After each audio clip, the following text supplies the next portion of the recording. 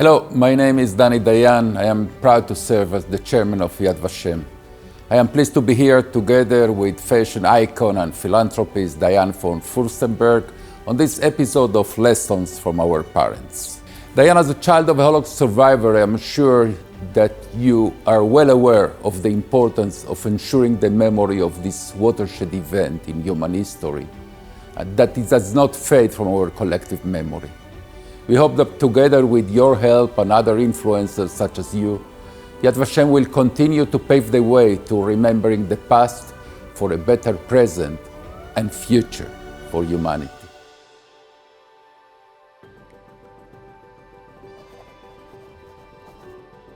Hello, my name is Lawrence Burian, and on behalf of the American Society for Yad Vashem, it is my pleasure to introduce you to an important conversation in our series, Lessons from Our Parents.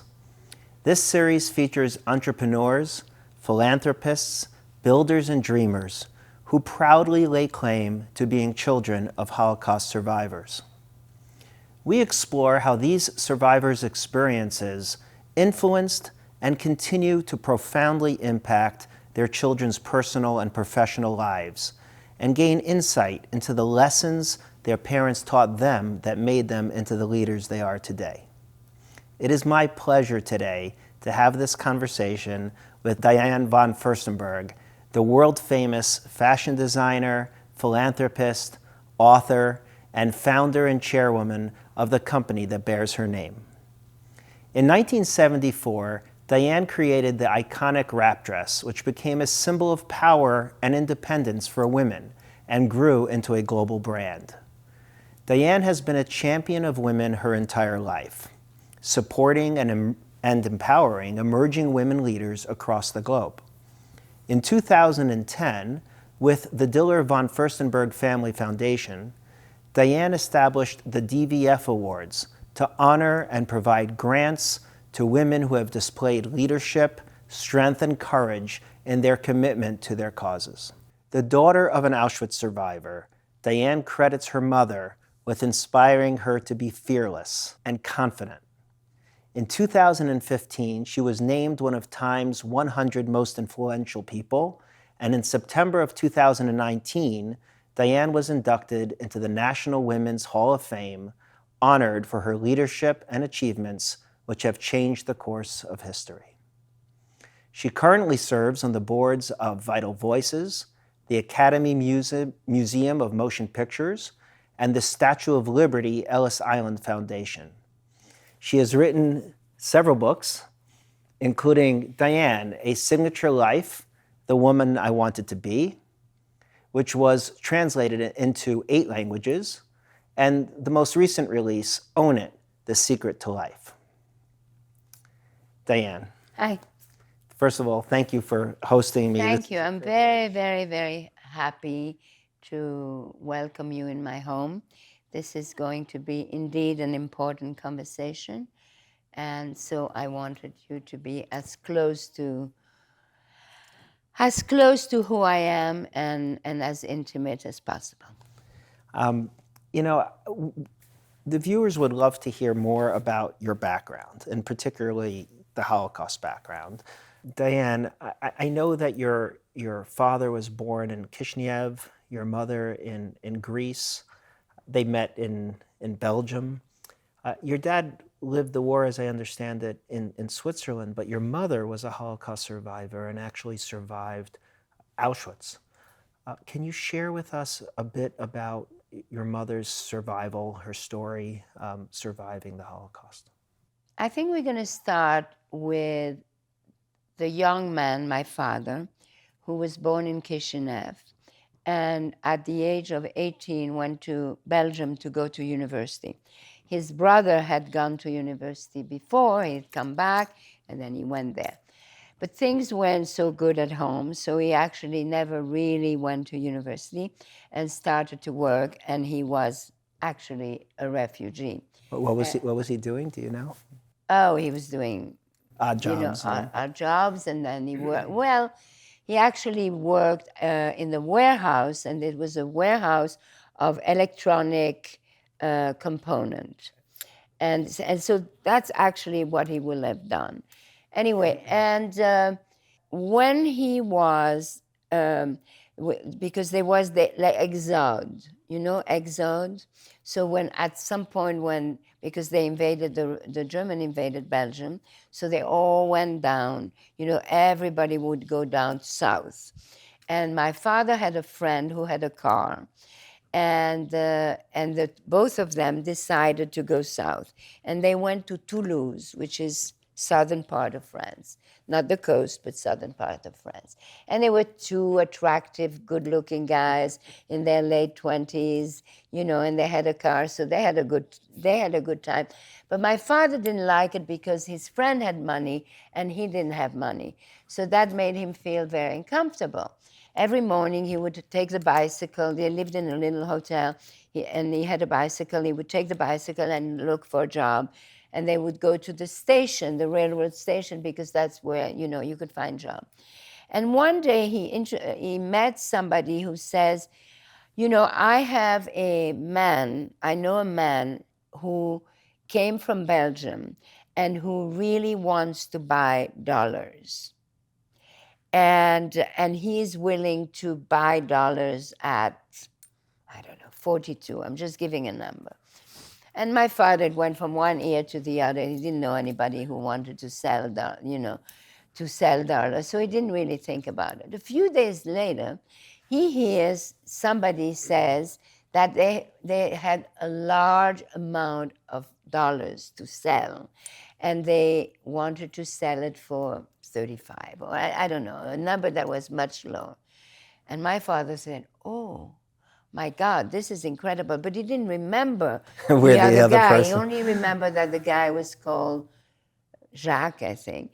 And so in his he spent 3 days, 4 days, on his bicycle looking for this man.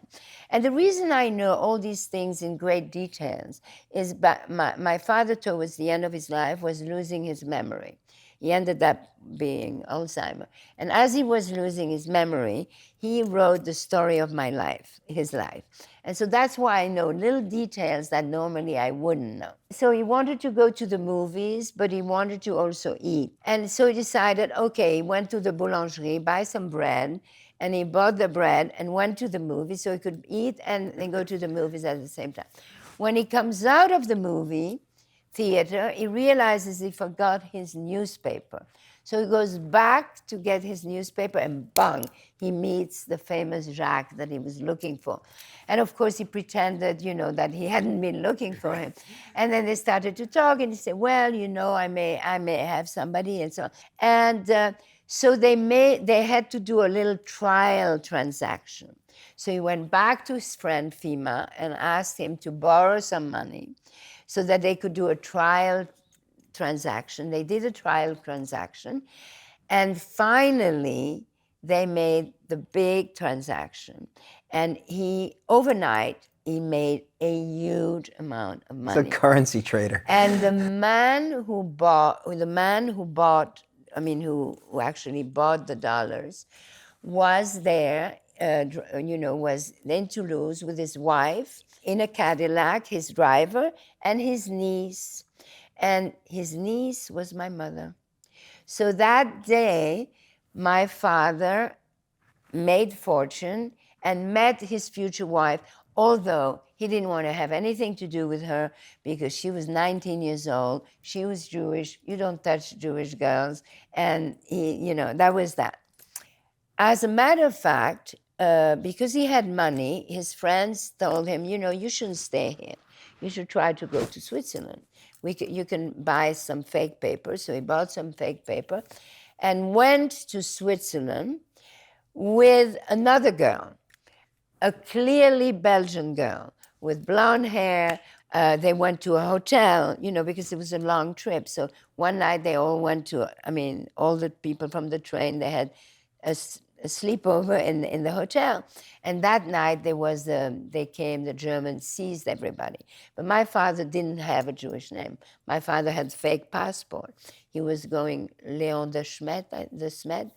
And so he heard that they were arresting people and so on, but they didn't arrest him.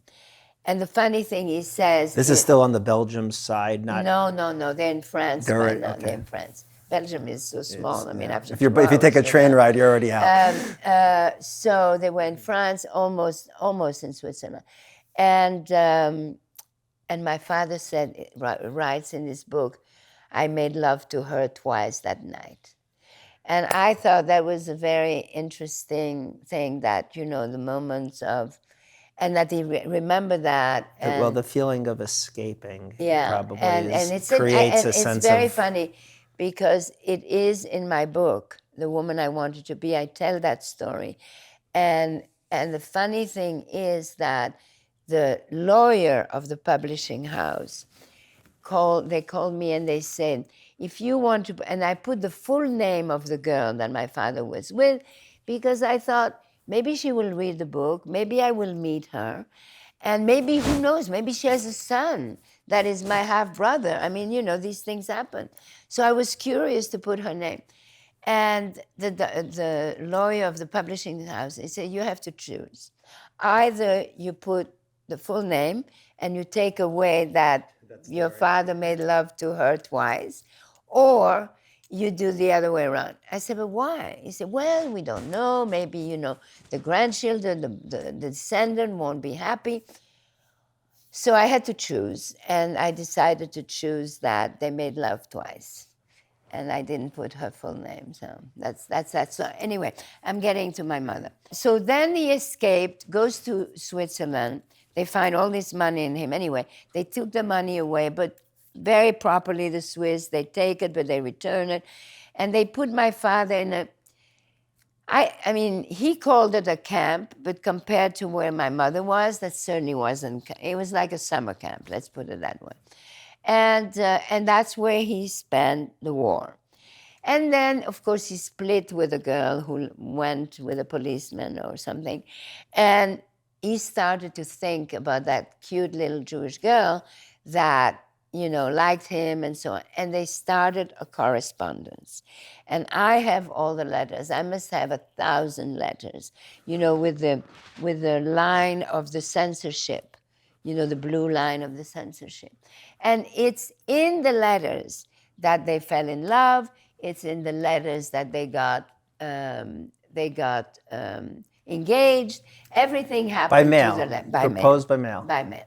And then all of a sudden, in May 1944, no more letters from my mother.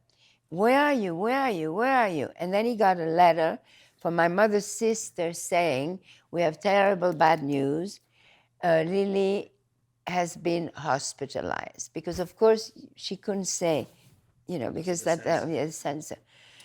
So that's my father. Now we're finished with that. My mother she was working for the resistance. She also with a bicycle, she would deliver fake paper to people. Now she's very engaged. That's how she got it. By the way, you say that as though, no big deal, she's working for the resistance. That took a tremendous amount of bravery. What inspired her? I don't think my mother thought. I don't think she thought it was in the mind. It was just the thing she felt that doing. And anyway, she gets arrested. They take her to where she gets arrested. They go to the police. And the woman who interrogated her, she says, I'm Jewish. Because she was afraid she was going to be tortured to give the information of the resistance. So the irony is she thought it was safer to say she's Jewish than to say she's in the resistance. Exactly. And, well, I don't know it's about safer. She just didn't want to be tortured to say names. I mean, and I completely relate to that. Anyway, so she didn't, and therefore they put her in a truck, and the truck went to a military caserne, and because they would stay there for a few days until they were 1,000, and then they would be shipped to Auschwitz. She was arrested when she's in the train, so she's in the camp first. she told me, she always told me that, so there was a truck take her to the caserne, and then another truck 3 days later to take her to the station, to then go into the train to Auschwitz. And she told me that every time she was in the truck, she took a little piece of cardboard and wrote a note to her parents because she was worried that her parents were concerned. And she threw it in the street. And I really never believed that. Okay, I never believed that at all. Okay, so that's all I say for now. Then later I will tell you. So she, in the train was the worst. It was like 5 days, or I don't know how many days. It was in a cattle train with no windows, everybody, doing whatever were doing, no food, no water. It was a nightmare. It was a nightmare. And she became friends with a woman who was in her early 40s and who spoke a little German. And this woman became the universe to my mother, the universe. And she said, no matter what, I will never leave that woman. All right? So they arrived. So how old is your mom at this time? She kind of never said really her age. She has different ages, but somewhere between 21, about 21. Because when they came from, I've discovered, when they came from Thessaloniki, her parents made the 3 sisters younger by 2 or 3 years so that they could do school, this kind of thing. Anyway, so she's there in the train, and she decided this woman is the universe. They arrive in Auschwitz, and there's a long, long line, and there is one soldier who is the selection. And the soldiers say, you go right, you go left, you go right, you go left. Behind the soldier, on a slightly elevated platform, there was another man, all dressed in white, who was just looking. Didn't move, he was just looking. He was standing and looking. When time came for the friend of my mother, the soldier said, you go right. And my mother, without being told what to do, followed her. And the soldier let her go.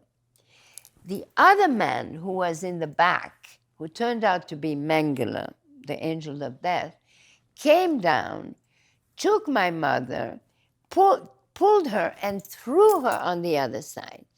And she looked at him and she said, I've never hated anyone so much. Why? Why did you have to do that? Well, Did she actually say that to him?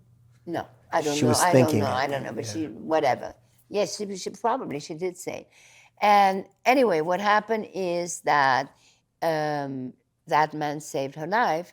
Mengele saved her life because the other was going to the gas chamber. And so she always told me that you never know what is good for you. And that's the best lesson, because whatever happens, and that's why I wrote this little book, Own It. You own your challenge, you own your vulnerability, and you turn it into strength. Anyway, so that's that. My mother was in the camp for 14 months, so she was arrested in May 44. 14 months in Auschwitz. No, I'm getting there. She was arrested in May 44, and she was in Auschwitz, and she worked in Birkenau, either one or versa, I don't know. She worked in a Krupp factory, I think during the night or whatever. And then, of course, as the Germans were losing the war, they were pushed. She did the famous Death March. Everybody knows about the Death March. That went to Ravensbrück. She ended up in Ravensbrück. And then as they were losing the war more, she ended up in a smaller camp called Neustadt Castle. And that's where she was liberated. One day the German left. They weren't there anymore. Then the Russian came and they all got raped. And then the Americans. And she could barely move. I mean, she weighed less than her bones. I mean, she was, I think, 29 kilos or something like that. But she was, she made it. She survived. So she went back to Belgium. Her parents could not believe that she came back. And her mother... Her parents were where during this time? Oh, her parents, in Belgium, when you were over 65, she had all the parents. And somehow the Queen Elizabeth made a deal that after a certain age, you were left alone. So they survived the war. Everybody survived. My Belgium. mother's the only one who got caught. So when she came back, her parents could not believe that she was back. Her mother fed her thick little bit like a little bird every 10 minutes, and she felt like she was like a balloon. She was never big. I mean, she never got more than 49 kilos anyway. She was a tiny woman. And so 6 months later, let's say she was liberated in June 45. 6 months later, her fiancé, Leon, came back from Switzerland because it takes a while to get the papers. He came back.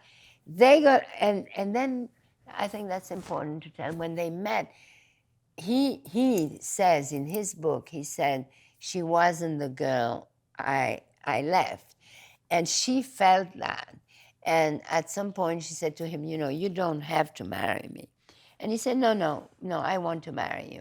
He says that in his book. But the doctor said to both of them, you absolutely cannot have a child because she will die and the child will not be normal. She was just too weak. But I was born 9 months later. And then my father said, first he was so disappointed I was a girl, and then he was happy, and he made a whole bunch of money the day I was born, and so it was happy. Sounds like every time your father gets introduced to a new woman, it comes with a good business money, deal. right. So Anyway, that just seems to be a pattern. So that's the story of my mother and my father. I have so many questions. First of all, at what point did you learn this story? Did your mom? What story? The story of your mother, particularly being in a concentration camp. At what age, and did she speak about it? Yeah, but it was when I growing up. It was there without being there. It wasn't. First of all, she never discussed it with her parents. Nobody wanted to talk about it, and that's something that they felt very lonely sometimes. The survivors. But my mother's not the type to feel lonely. But anyway, so I knew, yes, the camps, you knew a little bit. And I barely knew I was Jewish. I mean, because we didn't celebrate, we didn't do Shabbat or anything like that. People didn't really want to, they had to hide so much that it wasn't in... But I did know. I mean, it's not like it was hidden from me. Of course, she had two numbers. She had one number scratched and then another number. Eventually, she had the numbers removed because it was annoying. And by the way, that's an interesting thing. Like, my father was a survivor, and his number was on his arm, and I don't think he would have removed it. I think that it's a personal decision, obviously. But did she ever discuss that with you, removing the number? No, she was annoyed that people would look at it, so she removed them. And it's not sentimental. Well, I don't know that if you're a survivor, you can be sentimental. I mean, it's not about, you could, and being sentimental, doesn't mean not being deep, but sentimental is. But you're a child and you see your mother has these numbers. Did you ever No, ask but her? You have to understand, nobody can feel sorry for ourselves, okay? My mother never told me, be careful. Okay, she would never allow me to be afraid. If I was afraid of the dark, she locked me in the closet. And today she could be arrested for that. But as a result, she made me fearless because you realize, okay, you're in a dark closet. First of all, it doesn't stay dark. There's always a little bit of light. And even if there isn't, why would I be afraid of the dark? Thank God she raised me like that. There's no time to have, now, mind you, she acted strong and she wanted me to be strong and she made me strong and she pushed me away and, she wanted me to be independent. Go. I mean, Thank God. Now, it doesn't mean that she wasn't herself traumatized, and her trauma came much, much later. But in front, she didn't. Thank God, she didn't want to give me the weight. But There are two kinds of survivors. There are the survivors who didn't die, and they feel sorry for themselves, and they talk about it in a way. And then they are the ones who choose life, and they only want to celebrate life. So to what do you attribute that resilience? And I know before I asked you about her serving in the resistance, and you said, oh, no big deal, but it is a big deal. And surviving and coming out and having the will to not only have a child when the doctors say you shouldn't, but to present she this tried kind. not to have it. They went on a motorcycle hoping that I would fall out, but I didn't. Well, we're all lucky that she didn't. And then he brought her pill, and then he brought her pills, and then she threw the pills in the window. But she has this. You're describing a woman with extraordinary strength and Yes. extraordinary resilience. You're talking about not having fear. We move forward. We don't. To what do you attribute that? And do you have any? We each have the choice of ourselves. It's just a choice. It's character. The only thing you have complete control of is your character. You could lose your health, you could lose your wealth, you could lose your beauty, you could lose your family, you could even lose your freedom. But even losing your freedom, you don't lose your character. Even under torture, your character is your character. And that is the strength and the complicity you have with yourself. That is the little house inside yourself. That is your shelter. We were talking before we started the formal interview about the book, The Choice, and how meaningful it was to you, and about the lesson, and it's from the school of Viktor Frankl as well. The author of The Choice is... Dr. Iger. I read her book, and I was very surprised that she, too, was saved by Mengele. I had never heard of someone. She was 16, I think. My mother was 21. They were in Auschwitz at the same time. And so I met her afterwards, and she's a fantastic woman. Extraordinary. Yeah. But she talks about this idea of making a choice to live, and moving forward. And it sounds like your mom really demonstrated that to you. But as a child, because it wasn't overwhelming to you at the time growing up, like, how are you so tough, or I need somebody, you admired it. I didn't admire it. I had to deal. She was tough. She was really tough. So I didn't admire her. I just owned it. Okay, fine. I didn't like to be a child. I never wanted to be, I always wanted to grow up. So I couldn't wait to grow up and have my own life and this and that. But she made me strong, and she was so wonderful because she sent me to boarding school abroad. She wanted me to have a life. And I really, really honored her, for that. And of course, when you have a strong mother, you keep your distance, and especially if she is a Holocaust survivor, you don't want to indulge into that suffering. So it was like that. But when I was 30, I was already 33, I think. I was in my early 30s. And I was being honored at the Hotel Pierre by the Benai Birth, whatever that organization is. And I came back from Bali, and I was in love. I didn't want to. And I remember telling my assistant, I don't want to go to this lunch. And she said, you have to. These are all your customers. I said, okay. So I went to this. The reason I say that, I really was not interested. And then I started to listen to the program. And I understood, oh no, it wasn't Benai, I'm sorry. It was Anti-Defamation League. Oh, the ADL. Yeah. Fantastic, it was Foxman. And Anti-Defamation League. And I started to hear about all those stories that they were telling. And by the time I got to the stage to get my award, I heard myself say something that not only I had never said, but I had never thought. And I said to the audience, I said, thank you very much. Yeah, I know you all know me because of the wrap dress. I mean, they were all wearing my dresses in the audience. I said, but what you may not know is that 18 months before I was born, my mother was in Auschwitz. And I never even thought it. And as I said it, I became a little emotional, which is not something I like to be. I was a little like that. And I went out, and I remember I walked back to my apartment, and I thought, this is it. This is what I am. And from that moment on, I was conscious of it. And I was also conscious that it was my responsibility, because after all, I was called Furstenberg, it's a German princess.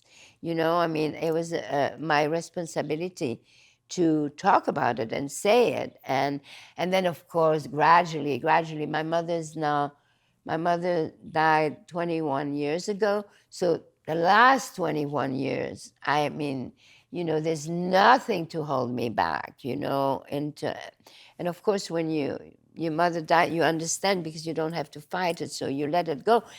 And I hated the fact that she always gave advice to everybody, and all my friends always were, and now I'm 100 times worse. So, and I'm actually I was very happy and very proud that you asked me to do this, because this is important, and so what? So before that speech to an ADL luncheon where you came to receive an award and wound up leaving a changed person, you knew you were the child of a survivor, but you didn't consciously think about it as being something that defined you in any way. That's an interesting question. No. What defined me? I've been always very very busy in trying to define myself. And I guess that I've been defining myself day after day, weeks after weeks. As a child, I was very different than other children in my school because I had black curly hair, and everyone in Belgium has blonde hair with bangs. I knew I was Jewish. Did it define me? I don't think so. What defined me, I think that it's that my mother had a big vanity in her bedroom, and I used to stare at myself in the mirror, not because I thought I looked good, because as I told you, I would have rather have looked different, but I had control over this little thing on the mirror. If I moved, she moved. If I brought my tongue, and therefore that's when I realized how much control you have on yourself.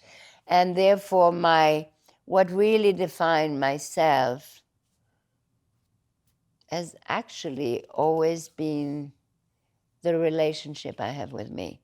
And now that I'm 75 and I've lived that I should be 150, that is definitely what defines me, I think, is my relationship with myself. But did that change after that lunch? Like, after that lunch, yes. Do you just today? No, but it wasn't a question of identity, but it's a question of you didn't expect that. I like to be provocative, and then I got to, and then of course I feel very, I meet other survivors. There's definitely common grounds of people who are survivors, because it's life. It's life. You choose life.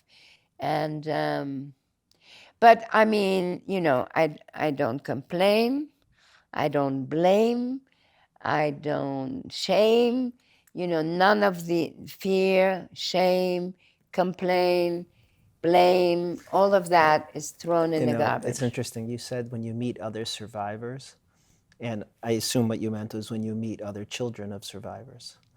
And well, no, I've met some survivors. I met in the Elie Wiesel. I met some. No, I was saying because when you said other, I was thinking that you were seeing yourself almost. I am a survivor, for sure. And that's what because many children of survivors, it is so personal, it is so deep that they almost can imagine that they experienced the So experience themselves. the other day I was having an MIR, and I thought there was something wrong in my stomach, and I was having a CAT scan, and I was in the machine, and you can't move for 15 minutes or whatever. And I thought, okay, how do I occupy my mind? And then I had this crazy idea. I thought, what if I did an X-ray of my soul? What's the image? What would come out?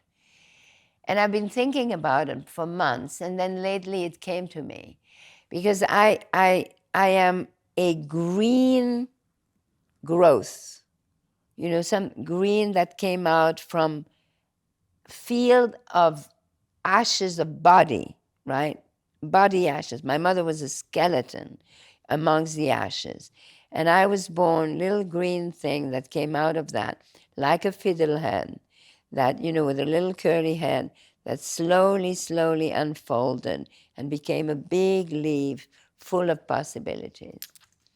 I was so happy when I finally, and that's a great exercise. Everybody should think about it. Think about what the image. I asked my daughter, she said she thinks she's a flame. You talked about lessons that you learned from your mother, right? This resilience, this no fear, this positivity. Are there others that come to mind in terms of things and that you correlate to her being a survivor? No, I just love that strength. I love that strength. I love strength. And you only have a life, and it doesn't last very long, and it's very fragile, and at any time it can go away. I think of death every day. Every day. I go and visit my cemetery that I prepare for myself every day. I must have gone already 2,000 times. Crazy. But I don't think it's sad, because I hope I get there, because, things can happen that I disappear. So, I think that you can't live unless you think about death, because you know that that's the destination. You mentioned before these letters that your mother told you that she sent that you didn't fully believe. And you promised the story. Yeah. So when my mother used to tell me that she left these little notes, and I didn't have a pen, and I used a match, and I didn't believe her. I really didn't believe her. I said, okay. And then the last 10 years of her life, my mother lived in the Bahamas. Half of the time she lived in the Bahamas. And I still have the house, and I lent the house to my cousin, who is the son of my mother's older sister. And as a present, he left me a shoebox full of photographs of my childhood and this and that. Most of them I had seen, because then next time I went to the Bahamas, I saw the box, so I opened the box, I see all the photos, and underneath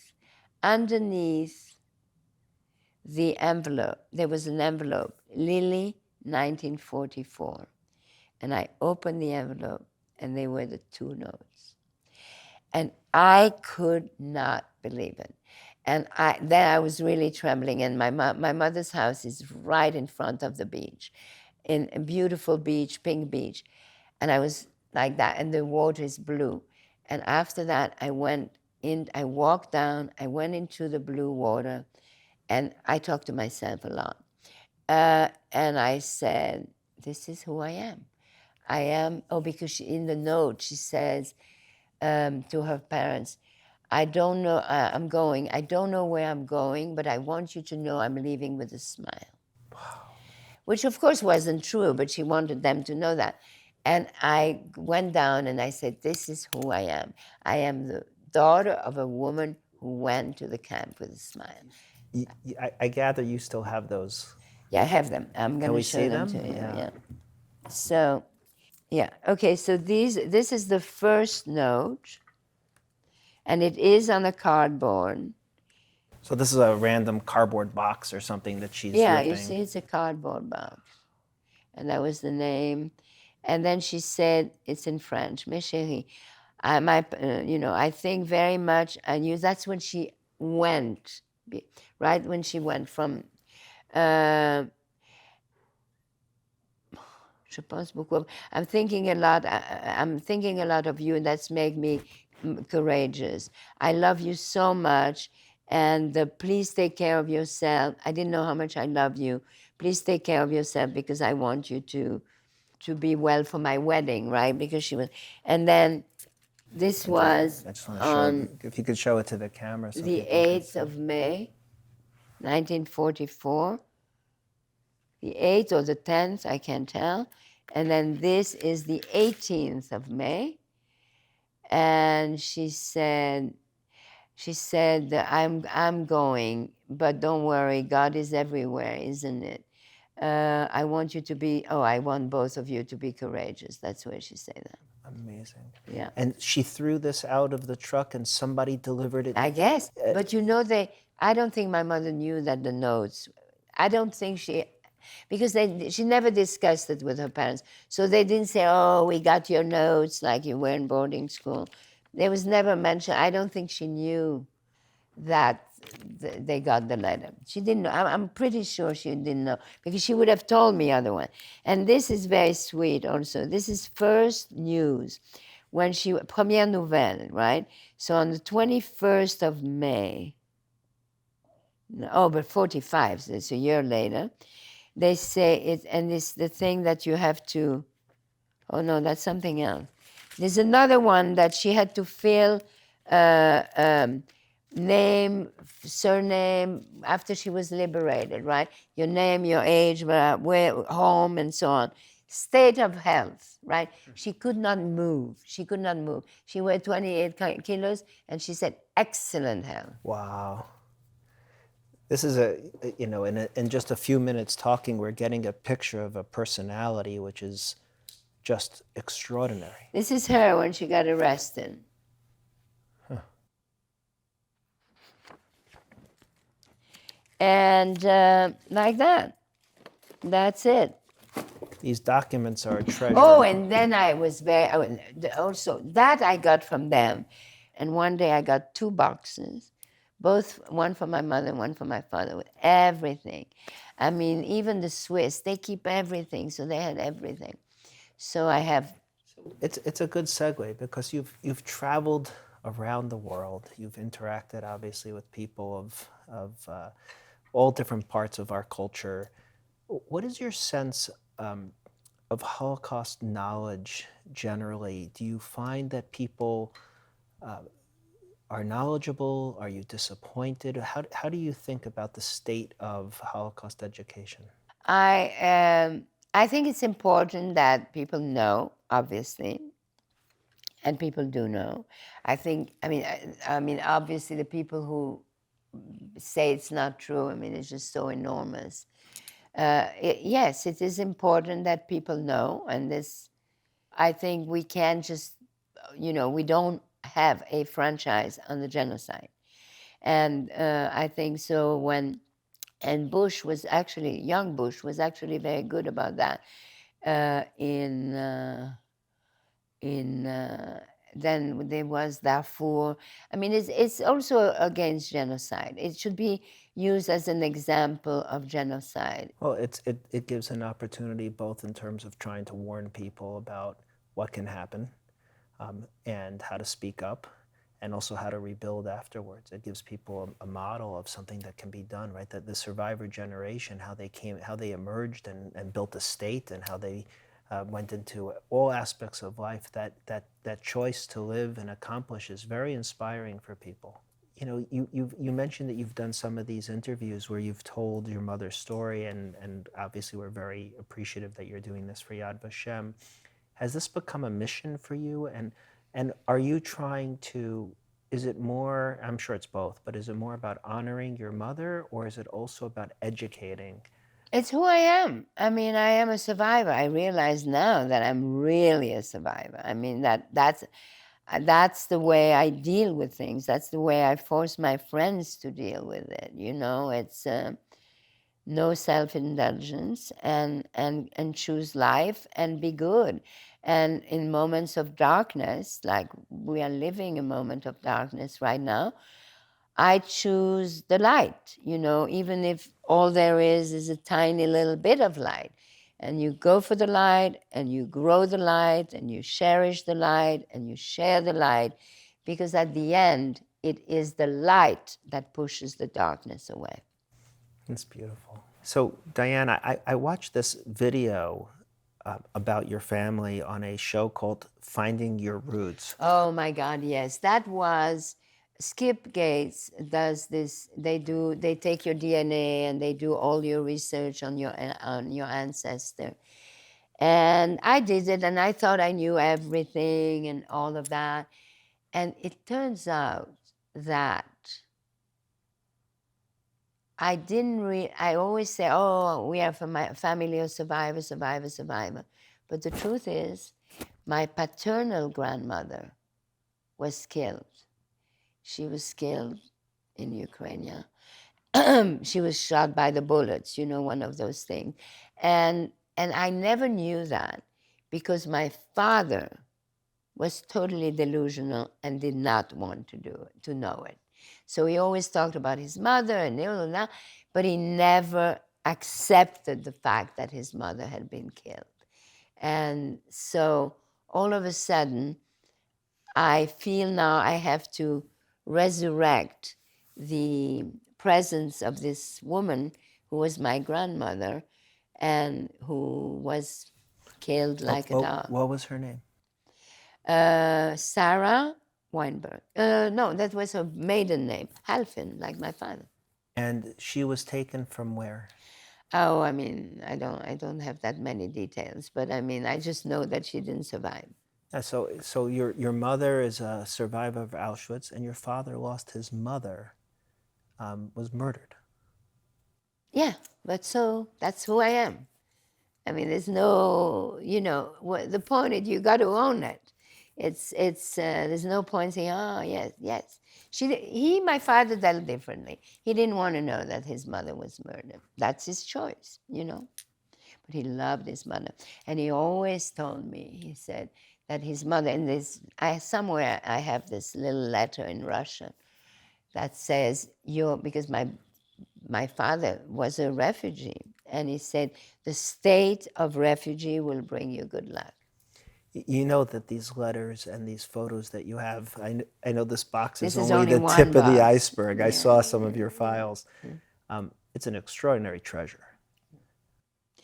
But the treasure is really the memory, and the treasure is what we teach our children and what we teach our grandchildren, and you transmit it, and it's the chain of love.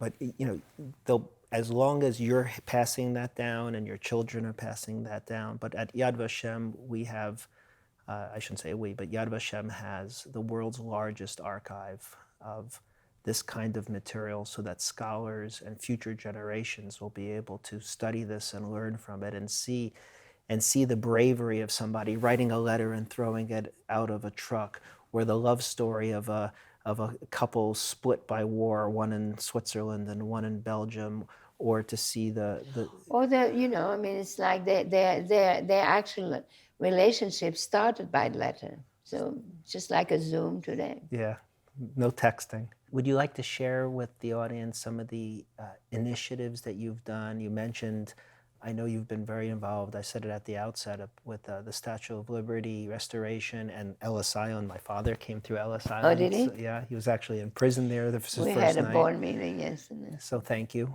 But are there other activities that you're doing in this space? Yeah, when I was lucky to be successful in my early 20s, and therefore when you have any kind of success, you actually have a voice. And when you have a voice, it's important to use your voice. And for others who have no voice. And now that I'm much older, my mission is really to use my voice and my experience and my knowledge and my connections and my resources in order to help. I mean, my big cause is women. And of course, I mean, the Holocaust is part of who I am, and it's very important that I talk about it, and that, and I obviously find a lot of similarities,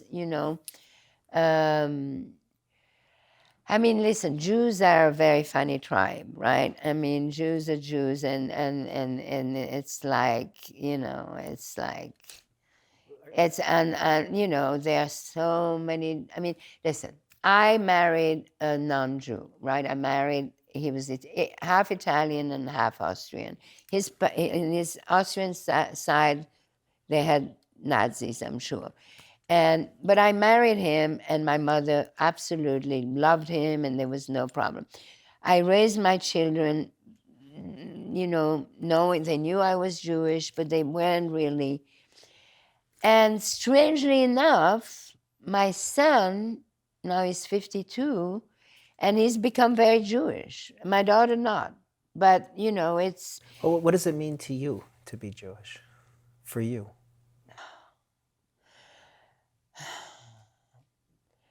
What does it mean to be Jewish? What does it mean for you to be Jewish? Actually, at this point, I think it's a privilege. Just like being a woman is a privilege, but you pay for your privileges, you have, so would I have preferred to be born non-Jewish? I don't think so. You're not observant, but I'm not observant. But are you a religious person? I believe in God.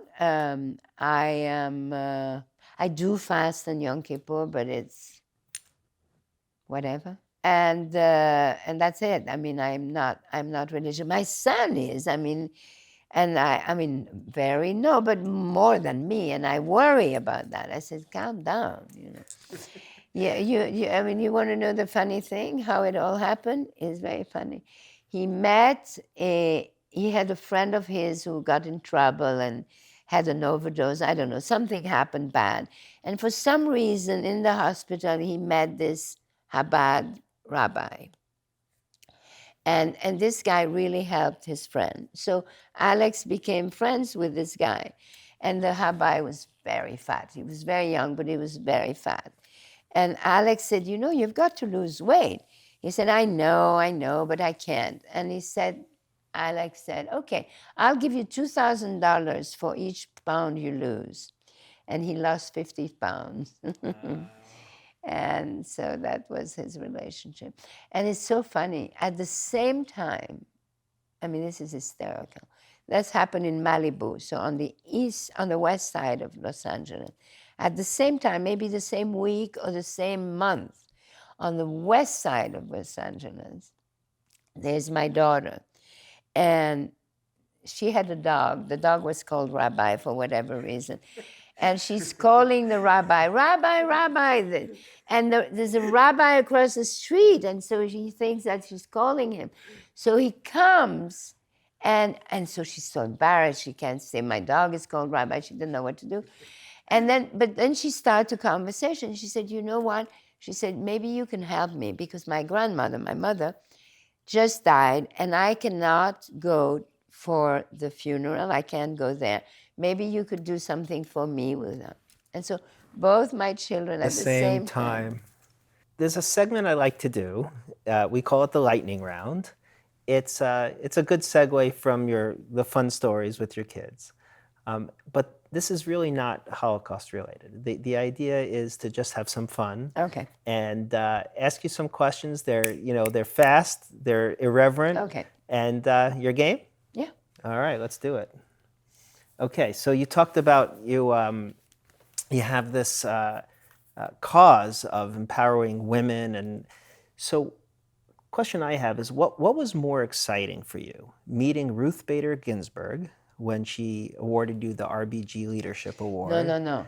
I gave her the award. award. You gave her the award. Okay, so meeting Ruth Bader Ginsburg or dancing with Andy Warhol at Studio 54? Oh, no. First of all, I never danced with Andy Warhol at Studio 54. And of course, it would be Ruth Ginsburg. So, no brainer. No brainer. All right. So you grew up in Brussels. We talked about that. You went to boarding school in England. And in Switzerland. And in Switzerland. You went to university, right, in Geneva. Your first job was in Paris. You later worked in Italy. You then came to New York. So my question is, do you think that at some point in your life you'll live somewhere interesting? What do you mean? I'm joking. Did you have a favorite city? No. And then I made this home for myself. When I was 27, I bought this plane. This has been your home since 27? Yeah, since I was 27. Wow. It's beautiful. Yeah. Well, it's obviously in 47 years it gets better. You know, you have more money, you do a little better. This was strangely enough. This was Leopold Stokowski. You know who Leopold Stokowski is? You're too young. Leopold Stokowski was a major conductor. And anyway, this was his home? This was his studio. When was the last time you laughed out loud? Really just hysterical laughed? Oh, I laughed. I said just a few days ago. All right, so this one's a little bit tougher, okay? Because we know that you serve on the Statue of Liberty Foundation, and I think people assume that that's because Lady Liberty stands as a woman of strength, and she welcomes our immigrants to our shores. Is it also kind of true that you feel guilty for taking her wrap dress and making it your own? No, she didn't have a wrap dress. She has the tunic. Oh, well, you know, you could see I'm a fashion plate, That's so right. I'm very knowledgeable about the difference. So no guilt there, just... Guilt is something I do not You don't feel possess. guilt. That's not something that Guilt is in the garbage together with blame and complaint and fear. So I have a friend named David Cohn, and he gets very frustrated because people constantly call him with the wrong number. They get him confused with other people of the same name. I assume you have the same problem? You're joking? Anybody ever ask you what it was like to escape over the Alps with Julie Andrews pretending to be a family of singers? No. No one's ever asked you? No. No confusion between Von Trapp, Von Furstenberg? No, but we have a house. My children inherited a beautiful hunting lodge, and that is absolutely the Von Trapp house. It's not actually the Von Trapp. No, but very similar. That sounds great, by the way. Like the movie? Yes, of course. Yeah. Okay, so together with your husband, Barry Diller, you gifted to New York a magnificent park, but actually two. You had the High Line and Little Park. Curious, were there other names for the park that you considered before it became Little Island, right? Little Island is really Barry's. It's completely his project. We tried so hard for him not to do it, so it's completely his project. High Line was mine, and Little Island just came. It wasn't like a working name where we're working on the Little Island and then it stuck? No, it was Pier 55. You've met so many fascinating people. Before we started, you mentioned meeting Golda Meir, and you talked about other just unbelievable people that you've met over your lifetime. Is there anybody who you have not met, but you wish you had a chance? Well, I wish I had met Gandhi or Einstein or Man Ray or, lots of people that have died. And the first one that you mentioned was Gandhi. Why? Because he was pretty cool. He was as cool as you can be. He didn't need anything. You talked before about bringing light. I would think that would be an image I would associate with Gandhi. What's your favorite Jewish holiday, if you have one? Other than fasting on Yom Kippur, which I'm sure is And last time I fasted, I woke up in the middle of the night, I broke my back, so I was really unhappy with God. I don't have a favorite Jewish holiday. I mean, I think it is Yom Kippur, actually, because at least it's serious. It's serious. Yeah. You're a serious person. Yeah. Well, yeah, yes, I am serious, but that doesn't mean that you can't. If you're serious, you can afford to be frivolous. That's actually quite deep. That's very deep. Is there something that you would like to share? We have a global audience. Okay, so what is it that I would like to tell you? To be Jewish is a serious,